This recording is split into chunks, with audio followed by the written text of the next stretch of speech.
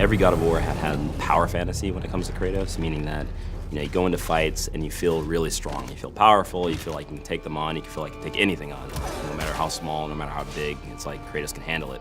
So for this game, even though we were changing pretty much everything about the combat, we wanted to make sure that Kratos still felt like he was a powerhouse. The two things that we had talked about early on were like, one, we don't want to make an open world game. Two, we don't want to just mimic Dark Souls. As much as we like that game, there is kind of this interesting loop inside of it that we wanted to capture. That's when we really, I think, started embracing the fact that not all of God of War just has to be charge in, hit, and then sort of wake up after everything's over, right? We just didn't have that strategic element, that cerebral engagement. And all of the pieces that we put together throughout development put the player in a position that they have to think as they're fighting.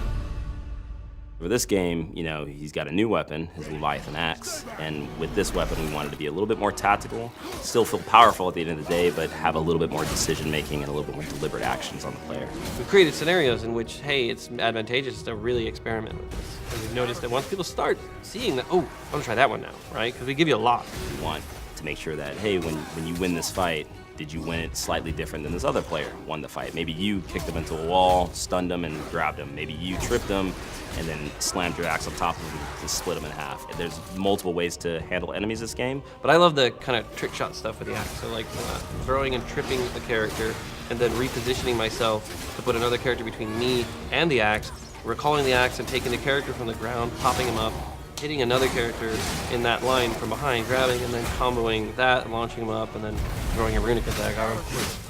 Once you throw your axe, we didn't want Kratos to be useless. We wanted to make sure that he still had a moveset, so he's got a shield that can expand on command now. A lot of his bare hand attacks uses that to get more damage. With this thing, he can stun much easier, much faster than the axe itself. Well, Kratos can throw the axe. He has ranged abilities, right? If you're blocking, you have to block. But the addition of Atreus means I can block and actually fire arrows.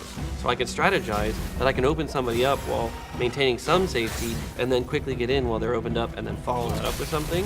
So it gives you a really interesting sense that I can both have an aggressive stance and a defensive stance at the same time.